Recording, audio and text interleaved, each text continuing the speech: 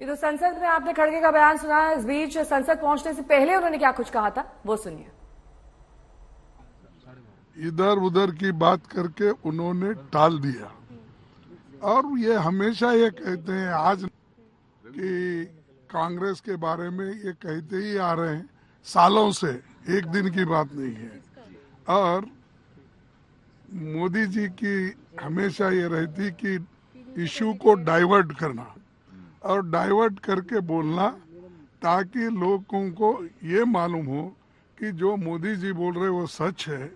और हमने जो हाउस में, सदन में उनको ओपनली बहुत से प्रश्न पूछे थे, अदानी इतना बड़ा लखपति कैसा बन गया और इतने घोटाले क्यों हो रहे, इतने बड़े बड़े बैंक क्यों उनको लोन दिए, छोटा एक अगर किसान उसके पास, एक तो केस मैंने कोट किया था जो गुजरात में 31 पैसे के लिए किसान को 2 साल तक नो ड्यू सर्टिफिकेट नहीं मिला। जब ऐसे गरीबों की हालत ये होती है, यहाँ तो 82,000 करोड़ रुपए उन्होंने लोन लेके सरकार से पैसा लिया और सरकारी सब प्रॉपर्टी खरीद रहे हैं, एयरपोर्ट, पोर्ट। उसका जवाब उन्होंने नहीं दिया। वो जवाब हम चाहते हैं, उसके लिए हम लड़ रहे हैं, लेकिन वो भटकाने की कोशिश कर रहे हैं।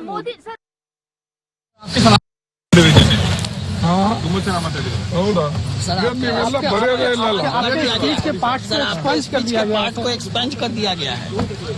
देखो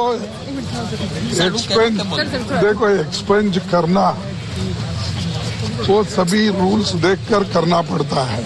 हमने भी उसकी छानबीन की है, कौन सा एक्सपेंज वो नहीं कर सकते और रूल्स के तहत किस चीज को, किस शब्द को हटा नहीं सकते, उसका विस्तार से मैं 3 पेज में उनको रिप्लाई दिया हूँ। वो देखने के बाद शायद वो सेटिस्फाई हो जाएंगे। हाँ, तो आज प्रधानमंत्री का संबोधन होना है, 2 बजे राज्यसभा में उनका संबोधन होगा। लेकिन इस बीच अर्पिता, कल का जो संबोधन था उसमें जिस तरीके से तीखे प्रहार प्रधानमंत्री ने किए, उस पर विपक्ष क्या कह रहा है, सुनिए। No, in fact, Prime Minister was shell shocked. He was in shock and there was no answer. एक जवाब नहीं दिया प्रधानमंत्री जी ने। और मैंने कोई कॉम्प्लिकेटेड क्वेश्चन तो नहीं पूछा है। मैंने ये पूछा है आपके साथ कितनी बार गए हैं, वहां कितनी बार मिले हैं। तो सिंपल से सवाल थे, जवाब नहीं दिया। It reveals the truth. ये मतलब स्पीच से सच्चाई दिखती है कि अच्छा, इंक्वायरी की बात नहीं हुई।